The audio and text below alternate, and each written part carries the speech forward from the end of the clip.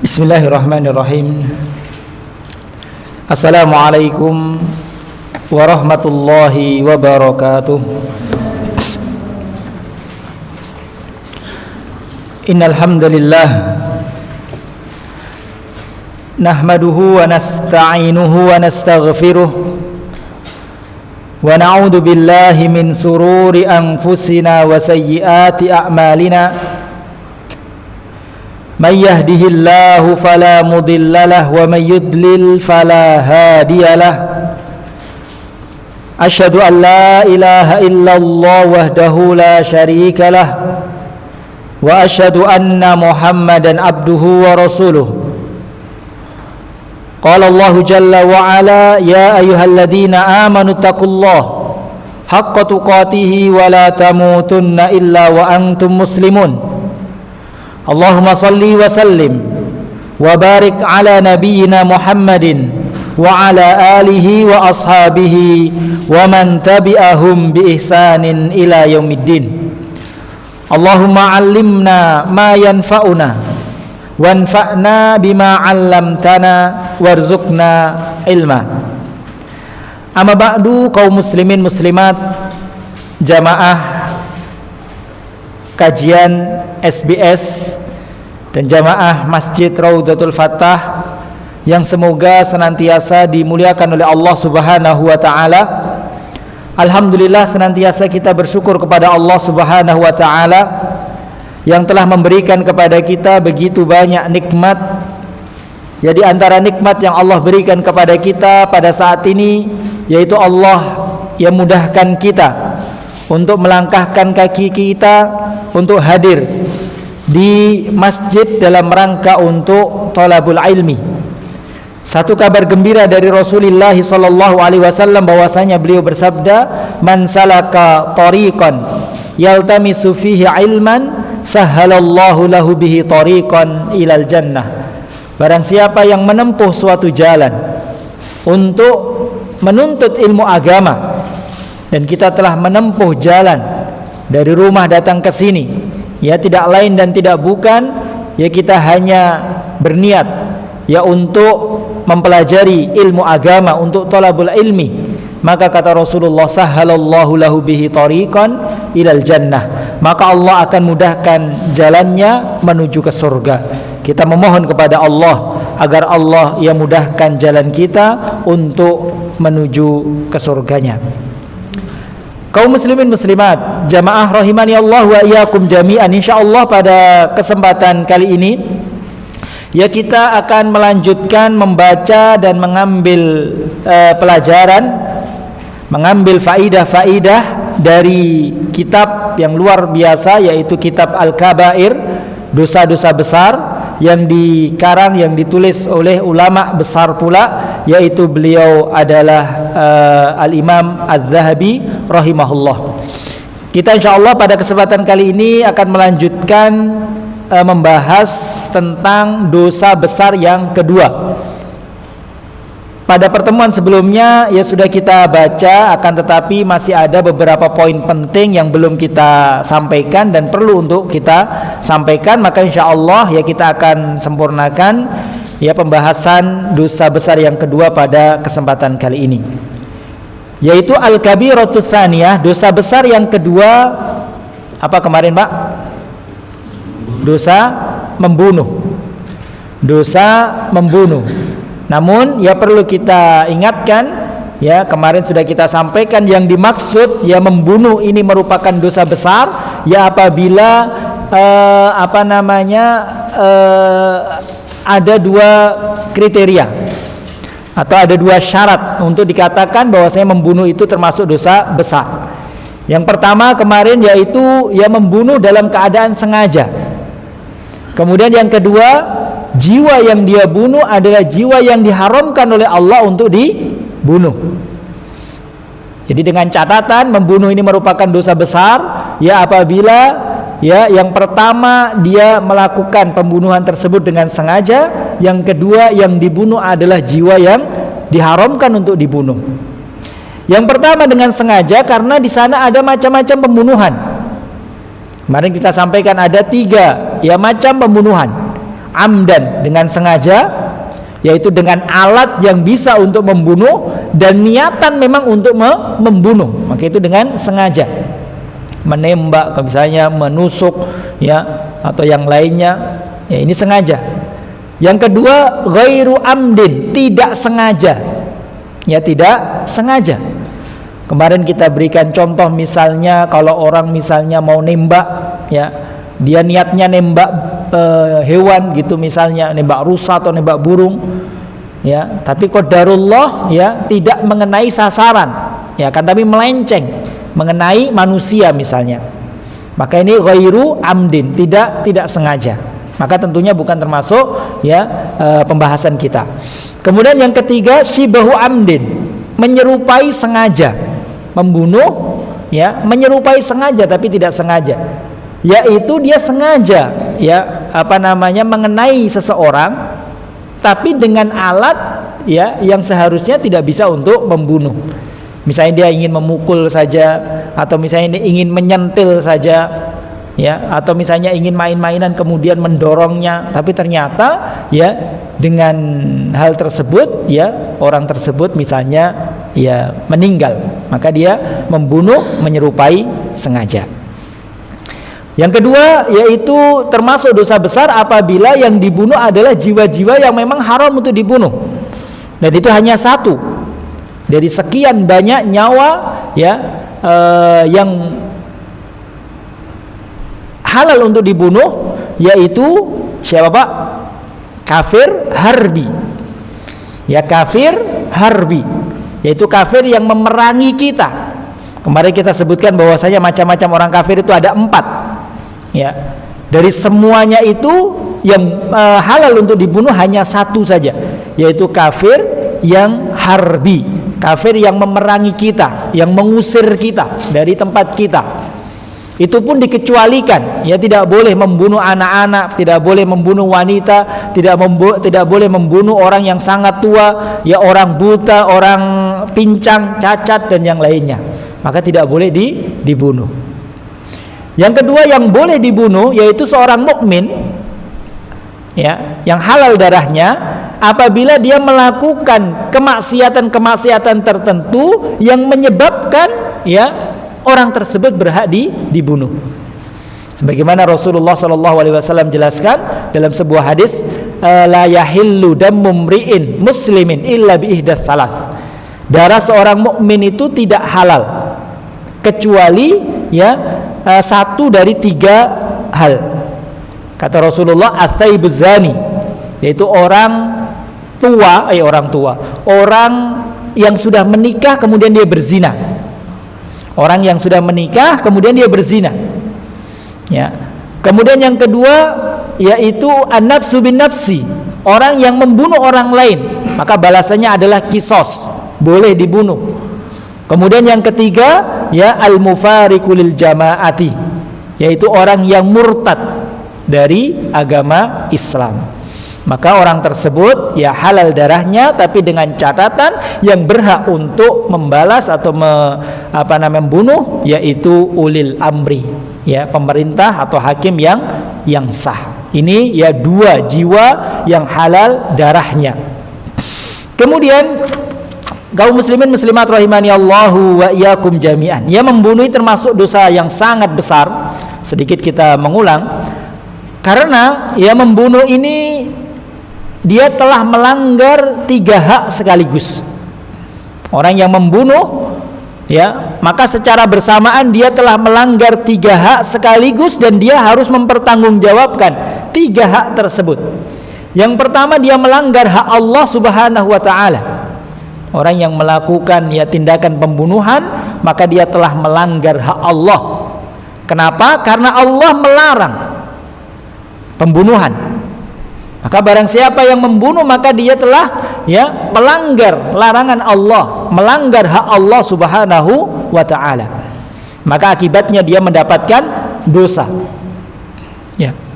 Hak itu gugur, hak Allah itu gugur apabila orang tersebut dia bertaubat dengan taubat yang nasuha, dan Allah menerima taubatnya, maka hak Allah telah gugur. Kemudian yang kedua, orang yang membunuh selain dia melanggar hak Allah, dia juga melanggar hak orang yang dibunuh. Ya, walaupun orang yang dibunuh itu telah meninggal dunia, tapi dia masih memiliki hak, ya, yang berhak dia tuntut terhadap orang yang membunuhnya. Tidak bisa di dunia, tapi nanti di akhirat hak itu akan terus dibawa. Nanti pada hari kiamat orang yang membunuh akan mempertanggungjawabkan, akan memberikan hak terhadap orang yang dibunuh, akan terus dibawa. Bahkan sekalipun kalau orang yang membunuh tadi sudah bertobat dengan tobat nasuha, tobat yang diterima, tetap orang yang dibunuh ya berhak untuk mendapatkan haknya, akan menuntut. Tapi para ulama menjelaskan kalau orang yang membunuh tadi sudah bertobat dan tobatnya diterima oleh Allah, maka nanti yang membayar haknya, ya, hak orang yang dibunuh adalah Allah Subhanahu wa taala. Allah yang akan membayar haknya. Ya, maka orang tersebut selamat dari hak orang yang dibunuh kalau dia bertaubat. Kemudian yang ketiga, ya, orang yang membunuh selain dia melanggar hak Allah, hak orang yang dibunuh, orang yang membunuh juga dia melanggar hak ahli waris, keluarga dari orang yang dibunuh. Betapa sedihnya, ya, betapa merasa kehilangannya, ya, orang-orang, ya, keluarga orang yang dibunuh. Ya, seorang istri misalnya menjadi janda, wa naudzubillah, ya, seorang anak menjadi yatim karena orang tuanya dibunuh, maka semua keluarganya, ahli warisnya, ya, orang-orang terdekatnya, ya, punya hak, ya, untuk dia tuntut, ya, terhadap orang-orang yang membunuh. Ya. Hak ini, ya, dia bisa memilih salah satu dari 3 hak, yaitu ahli warisnya bisa menuntut salah satu dari 3 hak tersebut kepada orang yang dibunuh. Yang pertama adalah kisos. Kisos itu balas bunuh. Orang yang membunuh, ahli warisnya berhak untuk minta di kisos. Tapi tentunya, ya, itu atas persetujuan dari hakim yang yang diakui. Jadi bukan mengkisos sendiri, ya, tapi harus disampaikan kepada ulil amri, kepada hakim. Kalau hakim memutuskan untuk kisos, maka berhak untuk dikisos. Namun apabila ahli waris ini, ya, salah satu saja dari ahli warisnya, salah satu saja dia minta untuk tidak dikisos, misalnya ahli warisnya ada 5, satu, ya, menyampaikan untuk tidak dikisos, maka yang lainnya, ya, harus mengikuti, ya, untuk tidak mengkisos. Jadi kisos itu apabila ahli warisnya semuanya sepakat, ya, minta kisos, maka harus dikisos. Tapi kalau salah satu dari ahli warisnya dia berkehendak lain, dia tidak ingin kisos, ya, maka yang lainnya juga mengikuti, ya, tidak mengkisos. Kalau tidak dikisos, maka, ya, hak yang kedua diberikan. Hak yang kedua yaitu membayar diat. Membayar diat. Ya, membayar denda sebagai ganti. Ya. Ini semua ahli warisnya berhak. Ya. Kalau salah satu, ya, dia tidak meminta diat, dia tidak meminta kisos, ya, namun ahli waris yang lain meminta diat, maka orang yang membunuh wajib memberikan diat kepada orang yang meminta tadi. Kemudian yang ketiga, kalau dia tidak kisos, tidak diat, yaitu memaafkan, dimaafkan. Kalau semua ahli warisnya sepakat memaafkan, ya, tidak usah dikisos, tidak usah didenda, ya, maka dia selamat dari hak tersebut. Ini betapa besarnya, ya, dosa membunuh ini, karena dia melanggar 3 hak sekaligus. Akan tetapi kemarin juga sudah kita sampaikan, sebesar apapun dosa membunuh itu, ya, bahkan ancamannya, ya, sangat besar. Kemarin sudah kita baca ayat-ayat dan hadis-hadis yang menunjukkan tentang hukuman ancaman Allah bagi orang yang membunuh tanpa hak. Kemarin sudah kita sampaikan, ya, walaupun dosa itu adalah dosa besar, akan tetapi perlu kita ketahui bahwasanya dosa membunuh itu adalah dosa yang tidak mengeluarkan seseorang dari Islam. Dosa yang tidak mengeluarkan seseorang dari Islam. Apabila ada orang membunuh dengan sengaja, membunuh seorang mukmin, maka dia masih, orang yang membunuh masih seorang muslim. Ya. Tidak boleh kita mengkafirkan. Ya, tidak boleh kita mengkafirkan selama dia tidak menghalalkan dosa pembunuhan tersebut. Banyak dalil yang menunjukkan ya akan hal tersebut, dan kemarin sudah kita sampaikan ya, ketika Rasulullah SAW mengatakan idzal taqa al-muslimani bisayfihima fal qatil wal maqtulu finnar.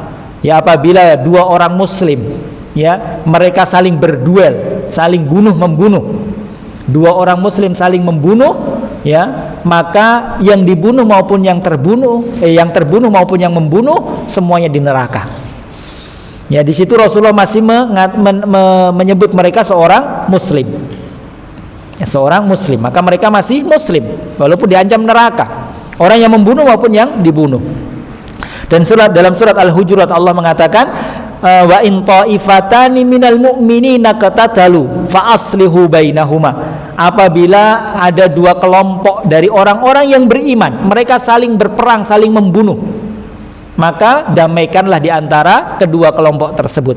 Ini dua kelompok saling perang, saling membunuh, ya, nggak tahu berapa jiwa yang terbunuh dalam peperangan tersebut. Ya, tapi Allah masih mengatakan wa in ta'ifatani minal mu'minin.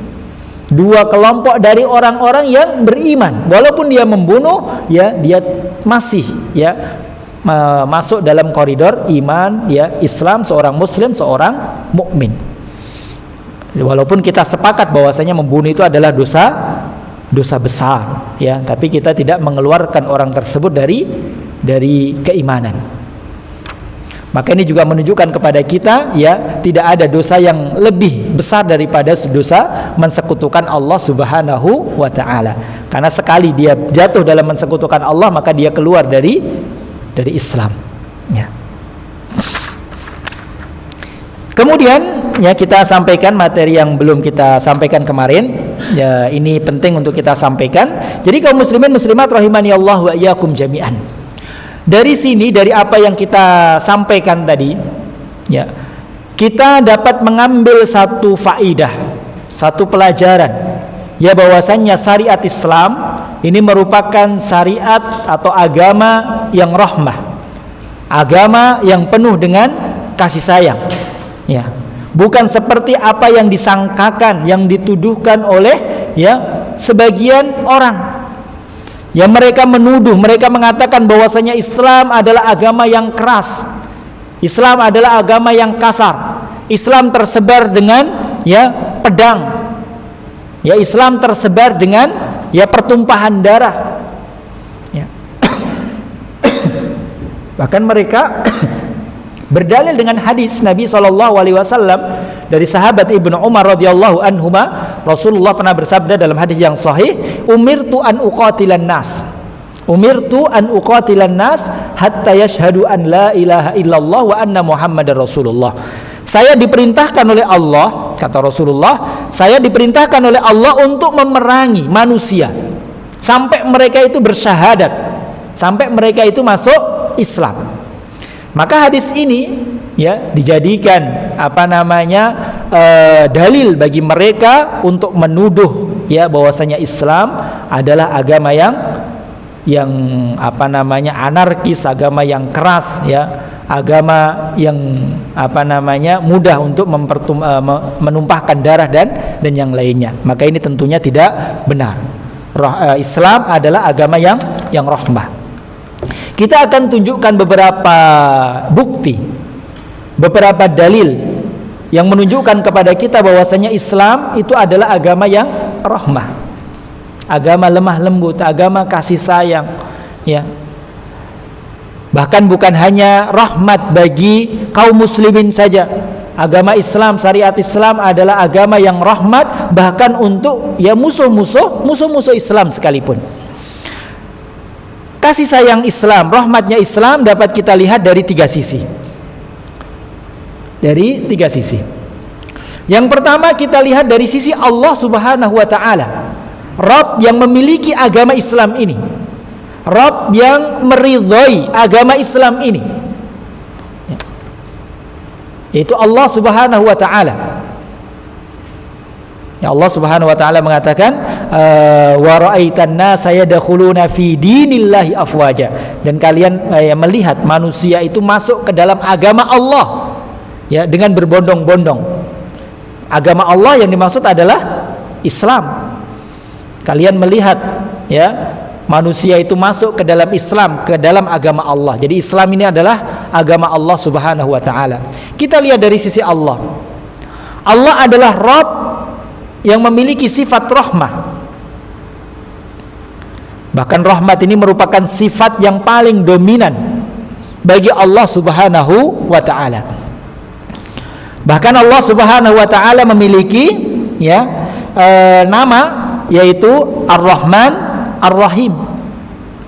Apa artinya Pak? Ar-Rahman Ar-Rahim, Maha Pengasih lagi Maha Penyayang. Dari dua nama tersebut maka diambil satu sifat untuk Allah, yaitu Dzur-Rahmah. Allah itu memiliki sifat rahmah. Bahkan kata Ar-Rahman itu di dalam Al-Quran disebutkan oleh Allah, diulang-ulang oleh Allah sebanyak 57 kali dalam Al-Quran. Kata Ar-Rahim disebutkan oleh Allah di dalam Al-Quran itu sebanyak 114 kali. Jadi seringnya Allah mengulang-ulang nama Ar-Rahman Ar-Rahim. Itu apa faedahnya? Allah ini ingin mengabarkan kepada kita bahwasanya Allah itu adalah Rabb yang memiliki sifat rahmah ya. Allah memang punya sifat marah, Allah memang punya azab yang pedih, tapi Allah sendiri mengatakan inna rahmati sabaghat ghadabi. Sesungguhnya rahmatku itu mendahului atau mengalahkan marahku ya. Jadi sifat rahmatnya Allah lebih dominan. Bahkan di dalam sebuah hadis ya Rasulullah SAW bersabda, ja'alallahu rahmata mi'ata juz'in. Allah itu menjadikan rahmat itu menjadi 100 bagian. Sifat rahmat itu ya ada 100 bagian. Fa'amsaka indahu tis'an wa tis'ina juz'an. Kemudian dari 100 sifat rahmat tersebut Allah ya mengambil 99 untuk dirinya. Allah mengambil 99 sifat rahmah itu untuk dirinya. Wa anzala fil ardi juz'an wahidan. Kemudian yang satu dari 100 itu, yang satu diturunkan ke bumi, dibagi kepada semua makhluk. Satu sifat rahmat tadi dibagi kepada semua makhluk, bukan hanya manusia, bahkan hewan. Makanya kita tahu manusia punya sifat rahmah, manusia punya kasih sayang, seorang ibu kepada anaknya, seorang bapak kepada anaknya, atau sebaliknya seanak kepada orang tuanya, ya, suami kepada istrinya, atau sebaliknya istri kepada suaminya, ya. Itu sifat rahmah, sifat kasih sayang, sifat cinta, sifat lemah lembut. Itu bagian dari satu rahmat tadi. Bahkan hewan ya juga punya sifat kasih sayang. Ya, misalnya ayam kepada anak-anaknya dan seterusnya. Ya, maka dikatakan oleh Rasulullah, famin dalikal juz'i yatarahamul khalqu hatta tarfa'al farasu. Ya, dari satu sifat rahmat tersebut dibagi kepada semua makhluk, sehingga makhluk itu juga punya sifat rahmah, sampai-sampai kuda itu ya kalau dia berjalan, dia dekat anaknya, dia angkat kakinya sehingga kakinya tidak menginjak anaknya. Ya. Ini hadis ini menunjukkan kepada kita betapa besar sifat kasih sayangnya Allah Subhanahu wa taala. Ya. Satu saja dibagi kepada semua makhluk, kita bisa melihat, kita bisa merasakan kasih sayang orang-orang terdekat kita. Ini Allah Subhanahu wa taala itu masih menyimpan 99 sifat rahmah untuk dirinya.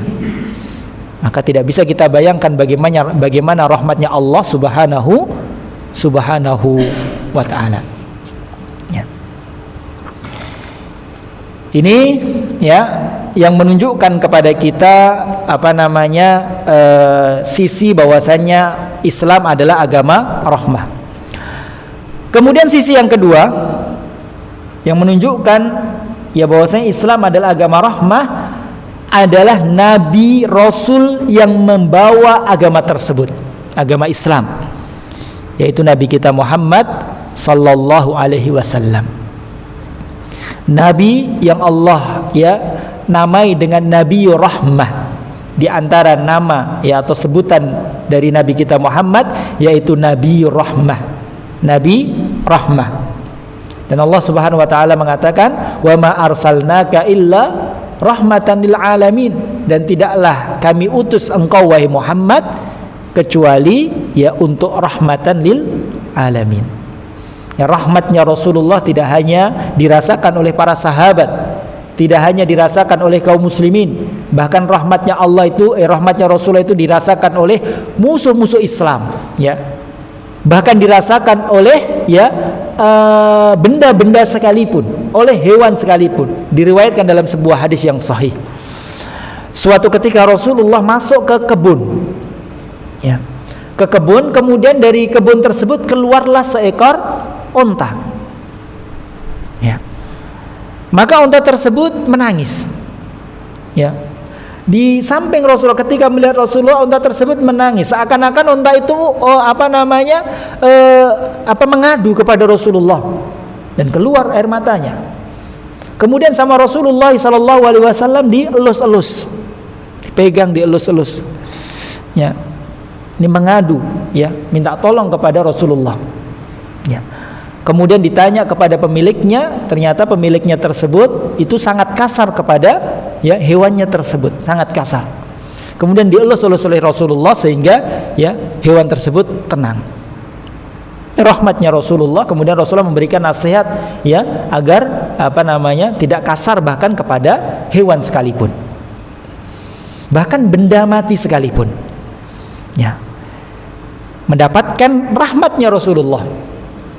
Dahulu Rasulullah SAW itu berkhutbah, disebutkan dalam sebuah riwayat bahwasanya Rasulullah itu berkhutbah di atas pelepah kurma, batang pelepah kurma. Jadi kalau beliau khutbah naik ke batang pelepah kurma. Kemudian setelah itu ada sahabat yang memang ahli perkayuan, membuat mimbar dengan 3 tangga. Setelah mimbar itu ada jadi, maka sebatang pelepah kurma, batang kayu kurma tadi tidak dipakai, disingkirkan. Yang dipakai Rasulullah untuk berkhutbah, untuk duduk, yaitu mimbarnya tadi. Kemudian ketika Rasulullah sedang memakai mimbarnya, maka terdengar suara tangisan dari pelepah kurma tersebut. Bahkan tangisannya itu didengar oleh para sahabat, dan Rasulullah tahu pelepah kurma tersebut nangis karena ditinggal oleh Rasulullah, tidak dipakai, tidak dimanfaatkan oleh Rasulullah sallallahu alaihi wasallam. Nabi rahmah, nabi yang penuh dengan sifat rahmah. Suatu ketika disebutkan dalam sebuah hadis, ketika Rasulullah sedang di dalam masjid bersama para sahabat, kemudian masuklah seorang badui. Kemudian orang badui tersebut kencing di salah satu pojokan masjid. Ini sahabat sedang kumpul, sedang taklim bersama Rasulullah, kemudian ada di masjid ada orang badui kencing. Kalau kita kira-kira bagaimana, Pak? Kemudian misalnya tiba-tiba ada orang masuk buang sampah atau buang kotoran yang lainnya di masjid. Kira-kira kita gimana? Marah atau bagaimana? Sahabat marah, itu manusiawi, sahabat marah, dan kelihatan dari raut wajah mereka. Tapi ketika para sahabat hendak menegur, hendak marah kepada badui tersebut, maka ditegur oleh Rasulullah. Da'hu, tinggalkan dia, biarkan dia. Artinya jangan marah. Kemudian setelah selesai membuang hajatnya, maka dipanggil oleh Rasulullah dan dinasihati dengan ucapan-ucapan yang lemah lembut, dengan nasihat yang lemah lembut. Kemudian setelah itu apa yang dikatakan oleh badui tersebut? Badui tersebut mengatakan, Allahummarhamna wa Muhammadan wa la tarham ghairana. Ya Allah, rahmatilah saya dan Muhammad saja, janganlah engkau rahmati ini yang lain ini, katanya. Karena tahu dia marah, para sahabat marah, dan orang badui itu orang yang keras, kalau dimarahi dia tambah marah. Tapi badui tersebut senang, senang dengan sifat lemah lembutnya Rasulullah. Ya Allah, rahmati saya dan Muhammad. Ini yang lain ini katanya para sahabat jangan kau rahmati. Kemudian Badui tersebut pulang ke kampungnya, mengabarkan kepada orang-orang kampungnya, masuklah kalian ke agamanya Muhammad, karena sesungguhnya Muhammad adalah orang yang lemah lembut. Maka berbondong-bondong ya mereka masuk ke dalam Islam, bukan karena nasihat ya, bukan karena ajakan dari Rasulullah, tapi karena sifat lemah lembutnya Rasulullah sallallahu alaihi wasallam. Oleh karenanya ya, Allah Subhanahu wa taala tidak memilih sembarangan orang ketika mendakwahkan Islam. Karena Islam ini adalah agama yang lemah lembut, agama yang penuh dengan kasih sayang, penuh dengan toleransi. Maka ketika Allah ingin menunjuk seorang nabi, seorang rasul untuk mendakwahkan Islam, maka Allah itu melihat kepada semua hati manusia ya. Kemudian disebutkan dalam sebuah hadis, fawajada qalba Muhammadin khaira qulubil ibad. Maka ternyata memang ya Allah itu mendapati hatinya Nabi Muhammad itu hati yang paling lembut dari semua manusia. Fastafahu li nafsihi. Maka Allah memilih Rasulullah Muhammad ya untuk menjadi seorang nabi dan rasul untuk mendakwahkan Islam. Ya. Memang dari hatinya itu memang hati yang paling baik, paling lemah lembut. Kemudian dalam hadis tersebut dilanjutkan ya, kemudian Allah melihat kepada hati manusia yang lainnya selain hatinya Nabi Muhammad. Fawajada quluba ashabin nabi khaira qulubil ibad. Maka ternyata Allah itu mendapati hatinya para sahabat, hatinya Abu Bakar, hatinya Umar, Utsman, Ali dan para sahabat yang lainnya adalah hati yang paling baik dari semua hati manusia. Maka Allah memilih mereka para sahabat ya untuk menemani Rasulullah dalam mendakwahkan ya agama Islam ini. Ya.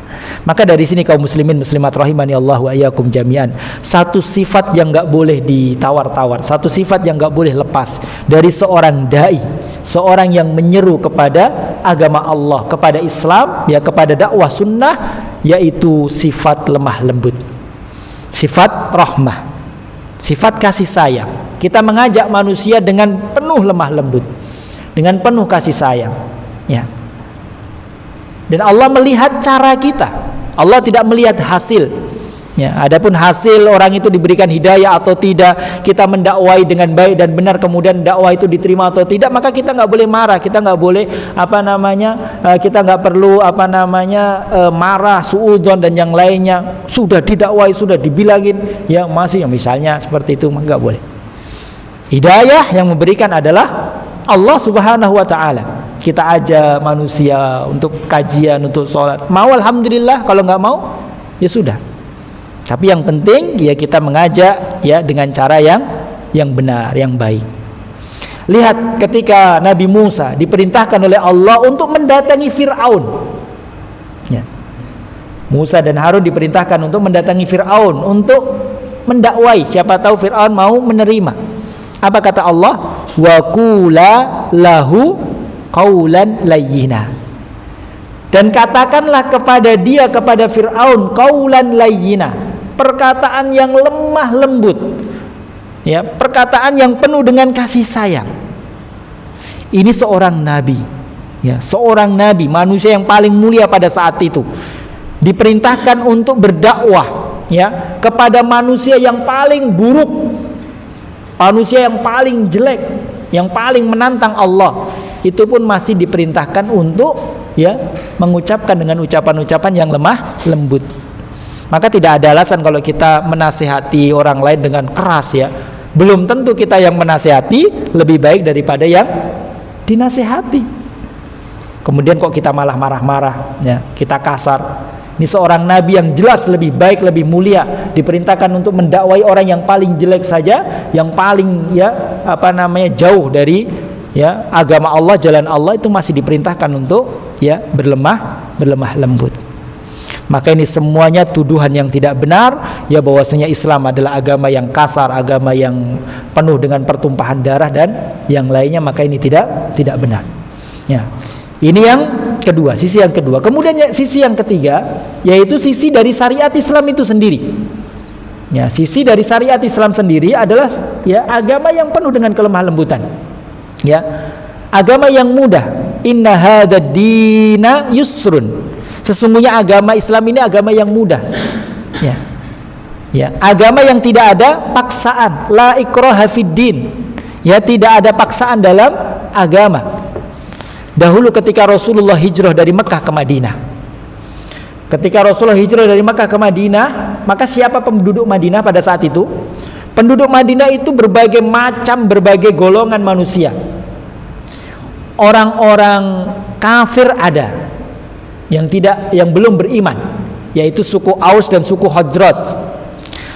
Ada orang-orang Yahudi, dan itu banyak orang-orang Yahudi di Madinah pada saat itu. Mereka pendatang, mereka memang sengaja bondong-bondong untuk datang ke Madinah ya untuk menyambut Nabi.